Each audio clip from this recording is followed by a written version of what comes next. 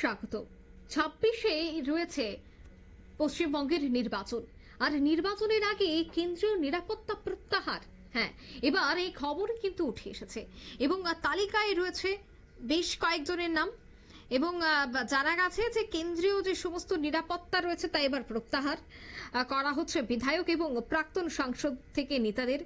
জন বার্লা 32 জন BJP নেতার নিরাপত্তা প্রত্যাহারের সিদ্ধান্ত নিয়েছে কেন্দ্রীয় সরকার এবং সেই তালিকার দিকে যদি নজর রাখতে হয় তবে প্রথমে থাকছে তফসিলি জাতি উপজাতি কমিশনের সহ সভাপতি অরুণ হালদার, কোচবিহারের বিজেপি রাজ্য কোর কমিটির সদস্য অভিজিৎ বর্মন, দক্ষিণ 24 পরগনা জেলার সভাপতি অভিজিৎ দাস, বিজেপির রাজ্য নেতা অজয় রায়, নদিয়া জেলা সভাপতি অর্জুন বিশ্বাস, উলুবেড়িয়ার সাংসদ এবং রথপ্রার্থী অরুণোদয় পাল চৌধুরী, আরামবাগের সাংসদ পদপ্রার্থী অরূপ কান্তি দিগর সহ এখানে কিন্তু দেখা গেছে তালিকায় মোট 32 জনের নাম রয়েছে এবং তুলে নেওয়ার সিদ্ধান্ত নিয়েছে কেন্দ্রীয় স্বরাষ্ট্র মন্ত্রক। সেই তালিকায় উল্লেখযোগ্যভাবে রয়েছেন জন বার্লা, আইপিএস দেবাশিস ধর সহ শঙ্কুদেব পান্ডা সহ আরো বেশ কয়েকজন।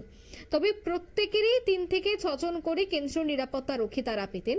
এছাড়া একাধিক সাংসদ পদপ্রার্থীরা এই তালিকায় রয়েছেন। তবে হঠাৎ কেন পশ্চিমবঙ্গের জন্য এই সিদ্ধান্ত স্বরাষ্ট্র মন্ত্রক তুলে নিল বা স্বরাষ্ট্র মন্ত্রক তা থেকে কেন মুখ ঘুরিয়ে নিল তা নিয়েই কিন্তু প্রশ্ন এবার উঠতে শুরু করেছে।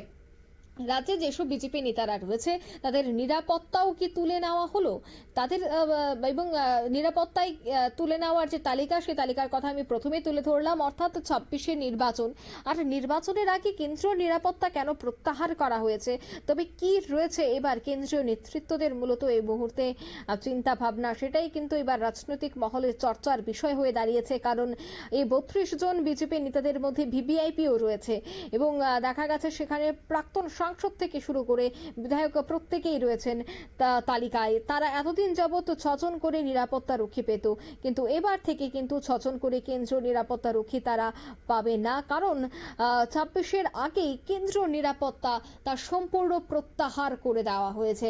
সেই তালিকায় মোট 32 জনের নাম রয়েছে। কোচবিহার থেকে শুরু করে ঘাটাল থেকে শুরু করে দেখা গেছে বিজেপি বোলপুরের থেকে শুরু করে ঝাড়গ্রাম থেকে শুরু করে বিভিন্ন জায়গার নাম কিন্তু এখানে উল্লেখ করা হয়েছে। 32 জন বিজেপি নেতা তারা কিন্তু আর এখন থেকে নিরাপত্তা পাবে না। কেন্দ্রীয় যে নিরাপত্তা তা সম্পূর্ণ প্রত্যাহার করে দেওয়া হয়েছে স্বরাষ্ট্র মন্ত্রকের পক্ষ থেকেই।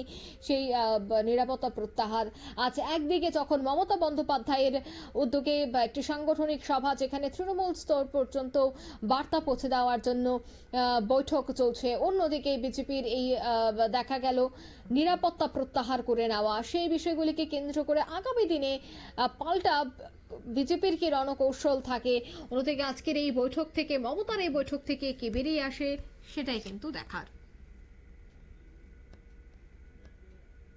এই মুহূর্তের সংবাদ এ পর্যন্তই। আমাদের পরবর্তী নিউজ এবং আপডেট দেখার জন্য অবশ্যই চোখ রাখবেন শুধুমাত্র নিউজ ভ্যানগার্ডের পর্দায়। ধন্যবাদ।